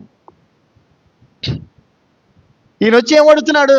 నిత్య జీవానికి నేనేమి చేయాలి, వేయాలి అడుగుతున్నాడు. ప్రభు ఏం చెప్పాడో మనకు తెలుసు. తర్వాత ఇంకొక సందర్భం చూద్దాం. మార్కు సువార్త 10వ అధ్యాయం 17వ వచనం. ఎందుకంటే నిజంగా ప్రభు దగ్గర ఏముందో మనకు తెలియాలి, ప్రభు నుంచి మనం పొందుకోవాల్సింది ఏంటో కూడా మనకు తెలియాలి, అసలు ప్రభు నుంచి వచ్చింది ఎందుకో కూడా మనకు తెలియాలి. ప్రభు వచ్చింది నిత్య జీవం ఇవ్వడానికి. ప్రభు దగ్గర ఉన్నది నిత్య జీవం, ఆయన దగ్గర ఉన్న మాటలు నిత్య జీవపు మాటలు. అది తెలుసుకున్న వారు ధన్యులు. తెలుసుకున్న వారిగా తెలుసుకుని దాన్ని అనుసరించే వాళ్ళు ఇంకా ధన్యులు. అనుసరించేవాడు. మార్క్స్ వార్త 10వ అధ్యాయం 17వ వచనం మనం చూస్తే, mark gospel 10th chapter 17th verse చూడండి. And when he was gone forth into the way, there come a one running and kneeled to him and asked him, Good master, what shall I do that I may inherit eternal life? ఇప్పుడు చాలా rich fellow ఇక్కడ. ఇతనైతే చాలా ధనవంతుడు, గొప్పోడు, మంచి డబ్బు ఉంది, మంచి అధికారం ఉంది, అన్నీ ఉన్నాయి, యవ్వనస్తుడు. అతను కూడా వచ్చాడు ప్రభు దగ్గరికి వచ్చి, నిత్య జీవం పొందుకోవాలంటే నేను ఏం చేయాలి? ఏం చేశాడు? యేసు ప్రభు పాదాల మీద పడ్డాడు. అంటే ఆయన నిత్య జీవం కొరకు ఏం చేయాలో ఈయన చెప్తే తెలుసుకోవాలి. ఈయన చెప్పింది చేస్తే నిత్య జీవం వస్తుందని అతను నమ్మాడా లేదా? నమ్మాడు. వచ్చి తను తాను తగ్గించుకున్నాడు, ప్రభువుని గనపరిచాడు, మోకాళ్ళ మీద ఆయన కాళ్ళ మీద పడిపోయాడు. కానీ ఎప్పుడైతే ప్రభు చెప్పాడు నిత్య జీవానికి ఏం చేయాలో చెప్పాడు, అది అతనికి నచ్చిందా నచ్చలేదా? నచ్చలా. నచ్చక మొహం ఏమంటే చిన్నబుచ్చుకొని వెళ్ళిపోయాడు. ఈరోజున అదే పరిస్థితి ఇక్కడ. నిత్య జీవాన్ని గురించి, సత్యాన్ని గురించి, ప్రభు రాకడికి సిద్ధపరిచే మాటలు చెప్తే ఎవరికైనా నచ్చుతున్నాయా? నచ్చట్లా. నచ్చక నొచ్చుకొని వెళ్ళిపోతున్నారు. కానీ అది వారి విఘ్నతకే, వారి డెస్టినీకి వాళ్ళని తీసుకొని వెళ్తుంది. చూడండి ఆ తర్వాత లూకా సువార్త 10వ అధ్యాయం 25వ వచనం చదవండి. లూకా సువార్త 10వ అధ్యాయము, Luke Gospel 10th chapter 25th verse. And behold, a certain lawyer stood up. ఇక్కడ ఎవరండి? ఒక లాయర్ అంటే ఒక న్యాయాధిపతి, ధర్మశాస్త్రోపదేశకుడు అని ఉంది, బట్ ఒక న్యాయాధిపతి వచ్చాడు ఆయన దగ్గరికి. And tempted him saying, Master, what shall I do to inherit eternal life? అంటే ఒక కామన్ మ్యాన్ వచ్చి యేసు ప్రభుని ఏమడుతున్నాడు? అయ్యా నిత్య జీవానికి వెళ్ళాలంటే ఏం చేయాలంటున్నాడు. ఒక రిచ్ యంగ్ మ్యాన్ వచ్చి ఏమడుతున్నాడు?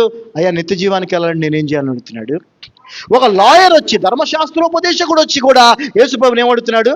నిత్య జీవానికి వెళ్ళాలంటే ఏమి, ఎందుకని అడుగుతున్నారు ఆయన్నే? ఆయనే నిత్య జీవపు మాటలు గలవాడు. ఆయనే నిత్య జీవపు మాటలు గలవాడు, ఇంకెవరి దగ్గర లేదు. ఆయనే నిత్య జీవానికి మార్గము. ఆ మాటలు ఆయన చెప్పినవి చేస్తేనే నిత్య జీవానికి వెళ్తాం. నువ్వు ఇష్టం వచ్చినట్టు నమ్మి నువ్వు ఇష్టం వచ్చినట్టు చేస్తే నిత్య జీవానికి వెళ్ళవు. ఎవడో చెప్పింది చేస్తే నువ్వు నిత్య జీవానికి వెళ్ళవు. నిత్య జీవానికి మార్గమైన యేసుక్రీస్తు ప్రభు వారు చెప్పిన నిత్య జీవ మాటలు విని వాటిని అంగీకరించి వాటికి విధేయత చూపిస్తే నువ్వు నిత్య జీవం పరలోకానికి వెళ్తావు, లేకపోతే వెళ్ళావు.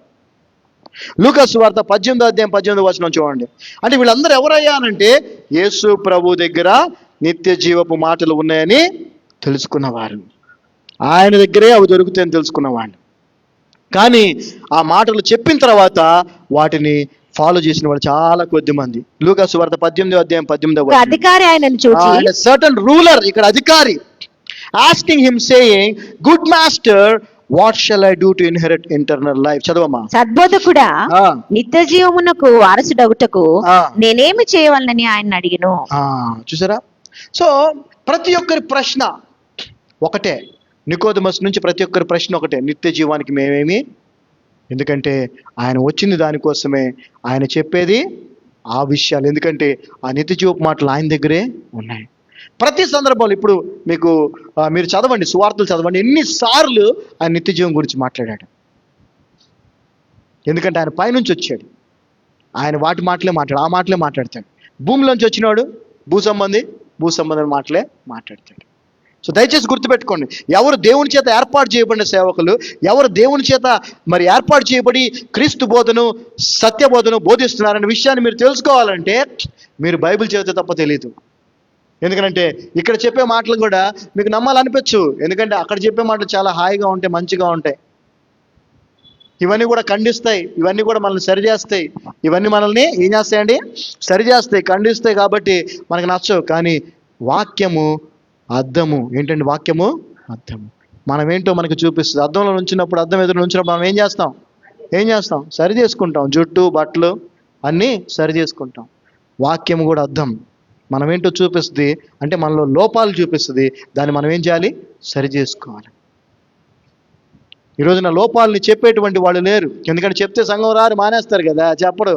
వాళ్ళకి మభ్య పెట్టే మాటలు వాడిపోతే మనకెందుకండి? మనం వాక్యం చెప్పాలా, కానుక తీసుకొని వెళ్ళిపోవాలా, ఇది. కానీ ఇక్కడ అలా కాదు, దేవుడు అలా ఏర్పాటు చేయలేదు ఇక్కడ. హల్లెలూయా. మత్తయి సువార్త 25వ అధ్యాయం 46వ వచనం చూడండి.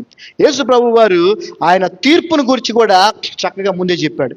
తీర్పు ఎలా ఉంటుందో కూడా చెప్పాడు. చెప్పి ఆ తీర్పులో డెస్టినేషన్, ఆ తీర్పులో గమ్యాన్ని ఆయన ఏ విధంగా చెప్తా ఉన్నాడు చూడండి. మత్తయి సువార్త 25:46 వచనం. అంటే యేసు ప్రభు దగ్గర ఉన్న మాటలు ఏమయ్యా అంటే నిత్య జీవపు మాటలు. Matthew Gospel 25th chapter 46th verse.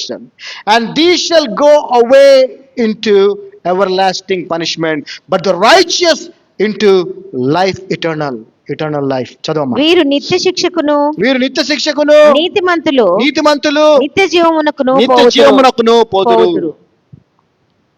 ఆయన వచ్చిన నిత్య జీవం ఇవ్వడానికి, ఆయన బోధించిందంతా నిత్య జీవాన్ని సంపాదించుకోవాలంటే ఏం చేయాలో, ఏం చేయకూడదో, ఆ జడ్జిమెంట్ రోజు కూడా ఏం జరగబోతుంది? నీతిమంతులు మాత్రమే నిత్య జీవానికి వెళ్తారు, మిగిలిన వాళ్ళంతా.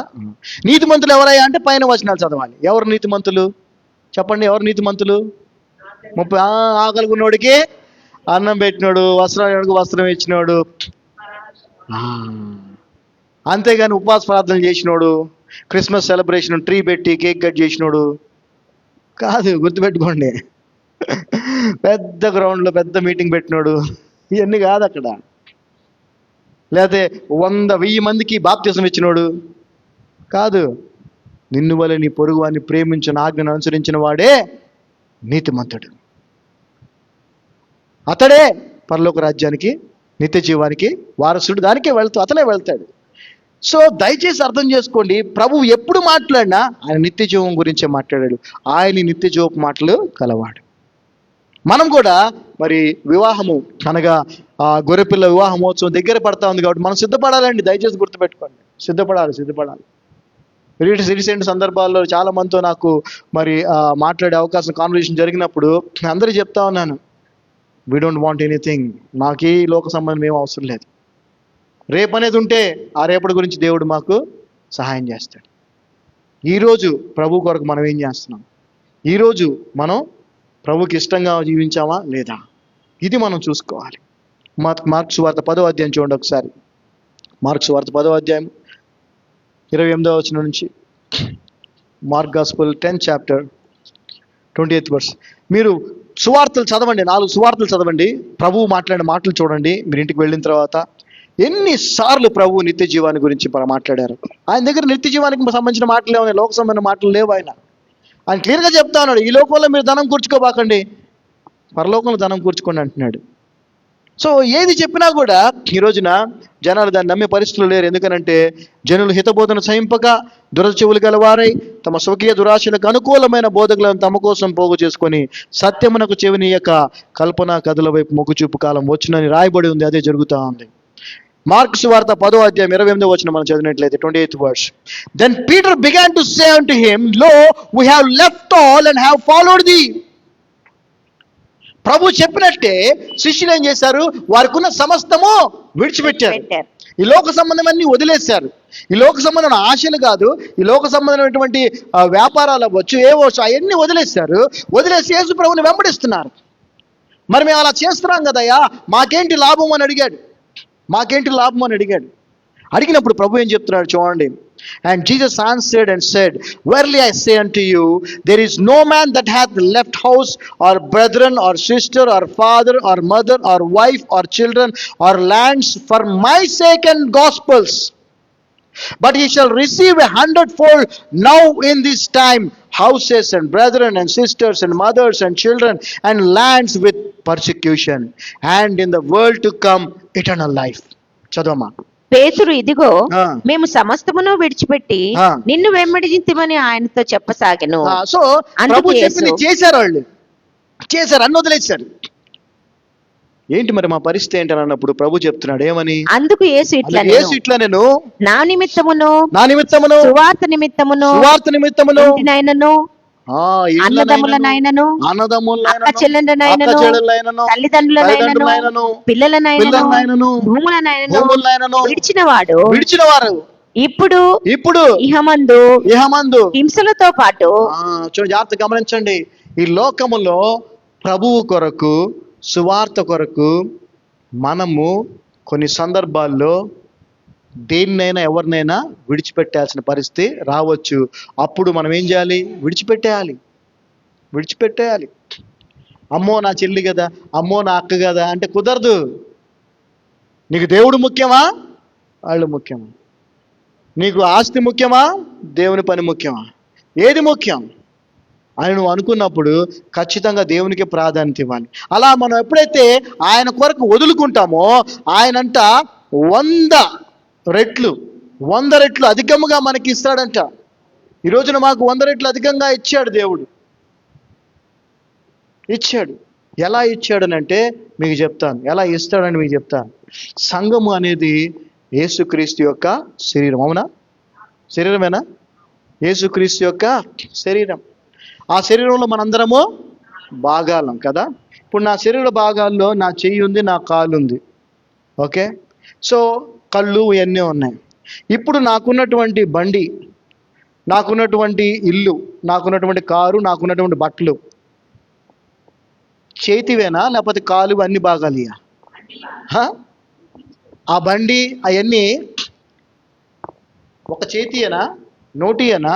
కాదు కదా, అన్ని భాగాలు కదా. అది గుర్తుపెట్టుకోండి. ఈ రోజున సంఘములో అదే లోటు. అపోస్తుల సంఘం అలా ఉండింది, ఈ రోజున సంఘం అలా లేదు.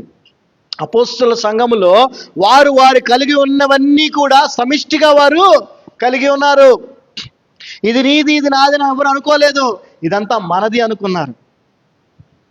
సో ఈ రోజున మీ ఇల్లు నా ఇల్లు కూడా, నా ఇల్లు మీ ఇల్లు కూడా. ఎందుకని? మీరు నేను వేరు కాదు, మనందరం ఒకే శరీరములో భాగాలం అంతే. What ever we have it combined. దీన్ని ఎంతమంది ఒప్పుకుంటారండి? ఒప్పుకోరుగా. అందుకే అపోస్తుల సంఘాన్ని చూడాలని ఆశ నాకుంది. ప్రార్థన అదే, అయ్యా అపోస్తులు ప్రారంభించినటువంటి ఆది సంఘం ఉంది, అటువంటి సంఘంగా దీన్ని దీవించాయా. ఆ డిజైన్మెంట్కి అందరు రావాలి. ఇది నీది, ఇది నాది కాదు, మనది అనుకోవాలి. అలా అనుకున్నాం అనుకోండి, అప్పుడు మనందరికి కలిపి ఎన్ని ఇళ్ళు ఉంటాయండి ఒక్కొక్కరికి? ఎన్ని బండ్లు ఉంటాయి మనందరి దగ్గర చెప్పండి? అదే దేవుడు చేస్తున్న వాగ్దానం. అంతేకాదు ఇంకొకటి ఉంది దాంట్లో. వీటితో పాటు ఏముంటుందంట? పర్సిక్యూషన్ ఉంటుందంట. గుర్తుపెట్టుకోండి, ఏముంటుంది? హింస ఉంటుంది. హింస ఉంటుంది. మీరు నా కోసం అన్ని వదిలిపేశారు కదా అని చెప్పేసి నేను మీకు కోటీశ్వరుని చేసేస్తానని చెప్పట్లా దేవుడు. మీరు అన్నీ వదిలిపెట్టేశారు కదా, మీకు కలిగేటువంటి బ్లెస్సింగ్ ఏంటంటే మీకు హింసలు ఉంటాయి. ఏమన్నాడు ఆయన? మాకేందయ్యా మరి నీ కోసం అన్ని వదిలేసామనంటే ఏం చెప్తారు? సరే నా కోసం అన్ని వదిలేసావు కదరా, సరే ఇదిగో ఇది నువ్వు తీసుకో అంటలే ఆయన. నా కోసం అన్ని వదిలేసావు కదా, నీకేముంటాయి? హింసలు ఉంటాయి. ఫైనల్గా ఏముంటుంది? నిత్య జీవం. ఫైనల్గా నిత్య జీవం. అంటే the core reality are the core truth of the lord's teachings are the eternal life. నిత్య జీవమే ఆయన యొక్క ఉద్దేశం. ఆయన వచ్చింది అందుకు కదా. మళ్ళీ చదవండి ఒకసారి జాన్ 3:16.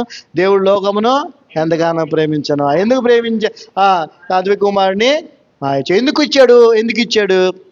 మనము నశించిపోకుండా నిత్య జీవం పొందుకోవాలని. ఆయన కొరకు సమస్తం విడిచిపెడితే నిత్య జీవాన్ని పొందుకుంటాం. దేంతో పాటు? హింసలతో పాటు. హల్లెలూయా. ఈరోజు హింసలు ఎవరన్నా ఇష్టపడుతున్నారా? ఇష్టపడట్లా. కానీ ప్రభు ఇస్తా అంటున్నాడు. మరి మేము రెడీ, మాకు అవే కావాలి. ఎందుకనంటే మాకు నిత్య జీవం కావాలి. వాటి తర్వాత నిత్య జీవం వస్తుంది. అవునా కదా? Hallelujah. I want eternal life. అప్పుడు శిష్యులకు అర్థమైపోయిందా, నిజమే, ఓకే, ఎన్ని వదిలేయటం కాదు, ఆయన కొరకు హింసలు కూడా అనుభవించాలి. ఎన్నోసార్లు దెబ్బలు తిన్నారు, తన్నారు. పౌలు గారు పొందిన శ్రమలైతే మనం చెప్పలేం. ఎన్నిసార్లు ఎన్ని ఇబ్బందులు పడ్డాడు ఆయన. కానీ ఆయన ఎన్ని లెక్క చేయలే. ఎందుకోసం? ఆయనకి ఏం కావాలి? నిత్య జీవం కావాలి. ఎందుకంటే ప్రభు వాగ్దానం చదవమ్మా ఒకసారి మళ్ళీ అది చదమ్మా. కాదమ్మా, ఇదే 30. Yeah.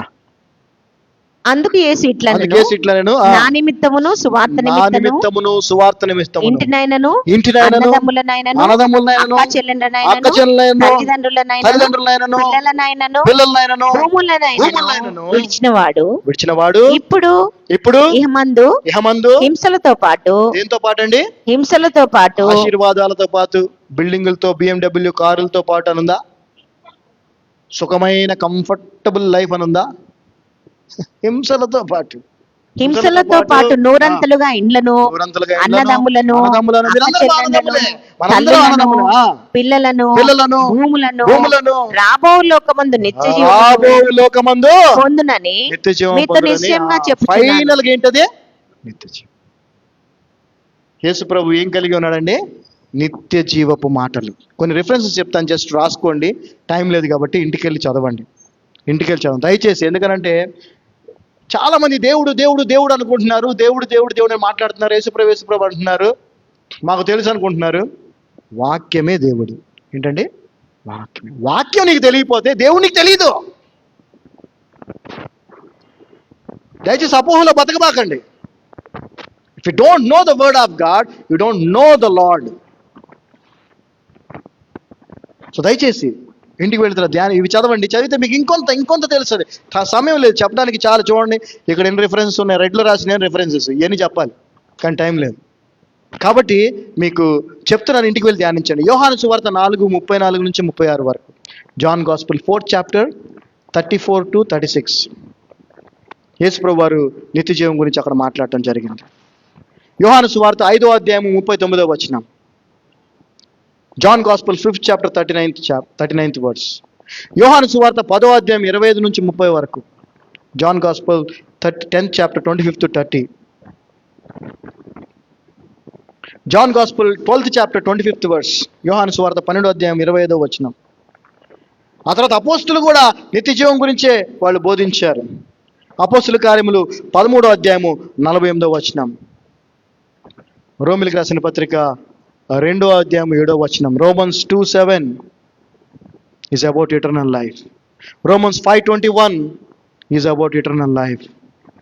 1 Timothy 6 chapter 10 to 12 is about eternal life. We should lay hold on eternal life అని చెప్తాడు పౌలు గారు. ఒక్కసారి ఆ వచనం చదువుదాం. తిమోతికి రాసిన మొదటి పత్రిక 6వ అధ్యాయం. తిమోతికి రాసిన మొదటి పత్రిక 6వ అధ్యాయం 10 నుంచి 12 వచనాలు చూద్దాం.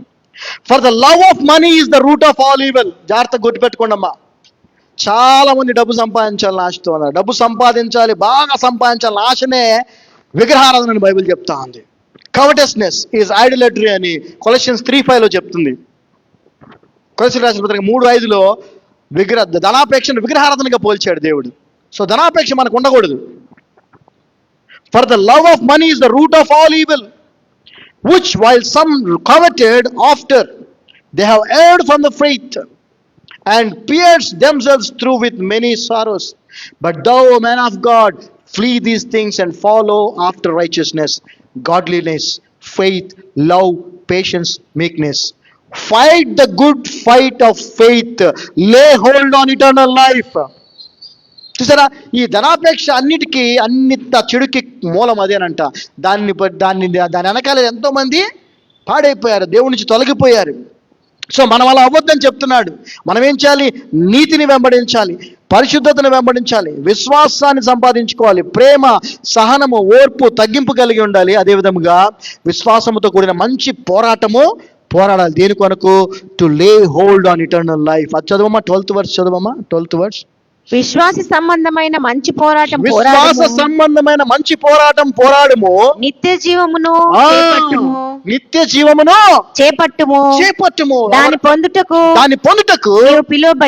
నీవు పిలువబడి అనేక సాక్షుల ఎదుట మంచి ఒప్పుకొంటివి. మనం పిలువబడింది దేనికోసం అండి? నిత్య జీవాన్ని పొందుకోవటానికి. దాన్ని పొందుకోవాలంటే పైనున్నవన్నీ చేయాలి. We have to do all those things. 19వ వచనం చూడండి, 17 నుంచి 19 చదివినట్లయితే. Finally I'm closing. 17th to 19th. Charge them that are rich in this world, that they be not high-minded, nor trust in uncertain riches, but in the living God, who giveth us richly all things to enjoy. That they do good, that they be rich in good works, are ready to distribute, willing to communicate, lay up in store for themselves a good foundation against the time to come, that they may lay hold on eternal life. చదవమ్మా. ఇహమందు ధనవంతులైన వారు దేవుడు మీకు చాలా ధనం ఇచ్చి ఉండొచ్చు, కానీ ఆ ధనాన్ని బట్టి మీరు గర్వించకూడదు. అస్థిరమైన ధనమునందు నమ్మిక ఉంచక, ఆ ధనాన్ని నమ్ముకోబాక సుఖముగా అనుభవించుటకు ఆ, సమస్తమును మనకు ఆ. ధారాళముగా దయచే దేవుని అందే ఆ. నమ్మిక ఉంచుటని దేవుని అందే ఆజ్ఞాపించుము. నమ్మకం ఉంచమని వాళ్ళకి ఆజ్ఞాపించాలి. అంతేకాదు, చదవమ్మా. వారు వాస్తవమైన జీవమును సంపాదించుకునే బాబు, నిమిత్తము అవాస్తవంలో బతకబాకండి, వాస్తవమైన జీవాన్ని సంపాదించుకోండి. రాబో కాలమునకు మంచి పునాది తమ కొరకు వేసుకొనుచు. బాబు, మీ దగ్గర డబ్బు ఉందని గర్వపడొద్దు. మీరు రాబోయే రాజ్యము, నిత్య జీవము, ఆ యొక్క సమయం ఏదైతే ఉందో, ఆ రాజ్యం ఏదైతుందో దాని కొరకు మీరు మంచి పునాది వేసుకోండి. మేలు చేయవారును ఎలా ఉండాలి? మీరు డబ్బు దేవుడిస్తే మీకు ఏం చేయాలి? దాంతో మీరు మేలు చేయాలి. సత్క్రియలు అను ధనము కలవారును. ఏ ధనం కలిగి ఉండాలి? డబ్బు అనే ధనం కాదు, సత్క్రియలు అనే ధనం కలిగి ఉండాలి. ఔదార్యము గలవారును. ఔదార్యం కలిగి ఉండాలి. తమ ధనములో ఇతరులకు పాలిచ్చువారునై ఉండవలనని ఎవడిస్తున్నాడండి? వారికి ఆజ్ఞాపించుము. ఇస్తారండి? సతీష్ ఇస్తాడు, ఎలా అడగండి. సార్, బైబిల్లో ఇది ఉంది కదండి, నేను విశ్వాసనే, మీ ధనంలో నాకు పాలు ఇవ్వండి అని అడగండి. బైబిల్లో రాసింది కదా సార్, మీకు చాలా డబ్బులు ఉన్నాయి, 3 కోట్ల కార్లు వెళ్తున్నారు, నాకు కూడా ఇవ్వండి సార్ అంటే ఇస్తాడా? ఆయన కదా, ఎవరన్నా ఇస్తారా? కానీ ఏం చేయాలా? ధనం కలిగిన వాళ్ళు ఏం చేయాలా? మళ్ళీ చదవమ్మా, మళ్ళీ చదవమ్మా, దయచేసి చదవండి.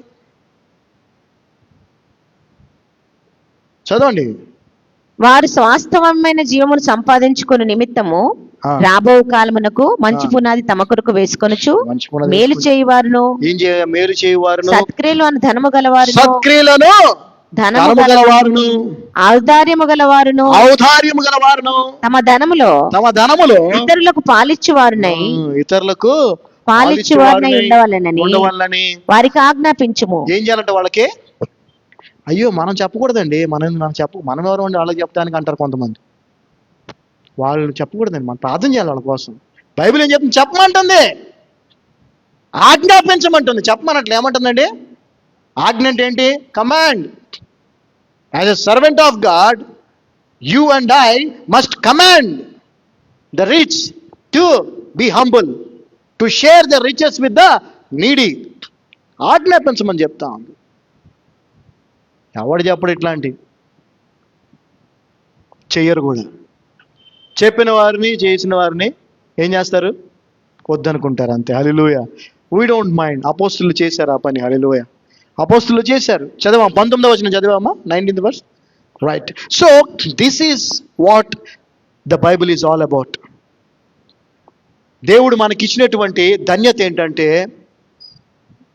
ఆ నిత్య జీవాన్ని పొందుకోవడానికి మార్గమైన యేసు ప్రభువుని మనకైనా తెలియజేశాడు. మనం తెలుసుకోగలిగాం. We have come to no.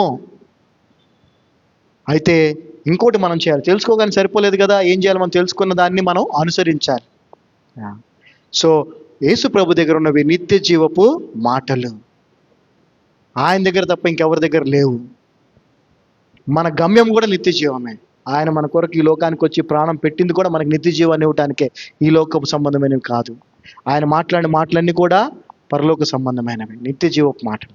దయచేసి మనందరం కూడా నిత్య జీవపు మాటలనే మాట్లాడదాం, వాటిని ఇతరులకు తెలియజేద్దాం. వాటి కొరకు, నిత్య జీవం కొరకు మనల్ని మనం సిద్ధపరచుకుందాం. ఎందుకంటే ఆయన త్వరలో రాబోతున్నాడండి. The Lord is at hand, I'm coming quickly అని చెప్తున్నాను. త్వరగా వచ్చుచున్నాను అంటున్నాడు ప్రభు. టైం లేదు. సో దయచేసి ఆయన కొరకు సిద్ధపడటానికి వాక్యంతో సమయం గడపండి. క్రీస్తు బోధని చదవండి, వినండి. ఏది పడితే అది వినొద్దు, ఏది పడితే అది నమ్మొద్దు. మీరు వ్యక్తిగతంగా బైబిల్ చదివి తెలుసుకునేంత వరకు సత్యం ఏంటో మీకు తెలియదు. ఎందుకంటే ఎవరు ఏది పడితే అది చెప్పేటువంటి రోజుల్లో మనం ఉన్నాం. దయ్యముల బోధలు జరుగుతూ ఉన్నాయి. దయచేసి వాక్యాన్ని చదవండి, వాక్యంతో సమయము గడపండి. సో ఎంతమందికి నిత్య జీవం కావాలి కదా? నిత్య జీవపు మాటలు ఎవరి దగ్గర ఉన్నాయి? యేసు ప్రభు దగ్గర ఉన్నాయి. యేసు ప్రభు బోధను వినండి, ఆ వాక్యం చదవండి. అండ్ మీరు కూడా అదే చెప్పండి అందరికీ. Because that is our destiny. అది మనకు కావాలి. దాన్ని మనకి ఇవ్వటానికి యేసు ప్రభు వచ్చాడు. ఈ లోకంలో మనం అడగకుండానే మన అక్కర్లు తీరుస్తాడు తండ్రి. వాటి గురించి మనం అడగవసరలా. అయ్యా నాకు అది రేపొద్దున అన్నం తినాలి, అన్నం బియ్యం కావాలి అడగవసరలా. మనం ఆయన ఇస్తాడు. అవి కాదు మనం కోరుకోవాల్సింది. మనం పైన వాటి మీదే మన ఎఫెక్షన్ దేని మీద ఉండాలి? On the things above, not on the things on the earth. క్లియర్గా రాసింది. ఎఫెక్షన్. సో ఈరోజు నీ ఎఫెక్షన్ దేని మీద ఉంది? నువ్వు నిజంగా ప్రభువుతో పాటు తిరిగి లేచావా? తిరిగి లేస్తే నీ ఎఫెక్షన్ ఎక్కడ ఉంటుంది? పైన ఉంటుంది. తిరిగి లెగవాలంటే నువ్వేం చేయాలి? ముందు మరణించాలి. లోకం విషయం, లోకాశల విషయంలో మరణించాలి. సో నిత్య జీవపు మాటలు కలిగిన ప్రభువుని ప్రార్థనలో మనం వేడుకొని సహాయం చేయమన్నాడు. అందరు లేచి నిలబడితే మనం ప్రార్థన చేసుకుందాం. ప్రభువుని అడుగుదాం, అయ్యా తండ్రి, మేము ఎక్కడికి వెళ్ళగలం నాయన? మాకు ఇంకెవరు లేరు నాయన. ఎంతోమంది లోకంలో మనుషులు ఉండొచ్చు, గొప్ప వాళ్ళు ఉండొచ్చు, కానీ నిత్య జీవపు మాటలు కలబడవు నీవే. నిత్య జీవానికి మార్గము నీవే. తప్పటి నిన్ను తప్ప మేము ఎవరిని నమ్మము, నీ దగ్గర తప్ప ఇంకెవరి దగ్గరికి మేము వెళ్ళాం. సో ఇప్పుడు నీ పాదాల దగ్గరికి వస్తున్నాం ప్రభువా. మాకు నిత్య జీవానికి వెళ్ళే మార్గాన్ని ఇంకా స్పష్టంగా తెలియచేయి. మాలో ఇంకా తప్పులు ఉంటే మమ్మల్ని సరిచేయి. మమ్మల్ని ఇంకా సిద్ధపరచు ప్రభువా. నువ్వు చాలా తొందరగా రాబోతున్నావు. ఆ గొర్రెపిల్ల వివాహ మహోత్సవం, మరి వివాహానికి సిద్ధపడేటువంటి వధువు సంఘముగా మేము ఉండాలని అంటే మాలో సిద్ధపాటు లేకపోతే, ఆ బుద్ధి లేని కన్యకలుగా ఉంటే విడిచిపెట్టబడతాం. సిద్ధపాటు కలిగి ఉండాలి. సహాయం చేయండి ప్రభా. ఏది పడితే అది కాదు నాయన. నిత్య జీవపు మాటలు నీ దగ్గరే ఉన్నాయి ప్రభా. నువ్వే మాతో మాట్లాడు. వాక్యం చదవటానికి సమయాన్ని ప్రతి ఒక్కరికి దయచేయి అయ్యా. మరి సమయం పోనీయక సద్వినియోగపరచుకోనమని బైబిల్ చెప్తా ఉంది.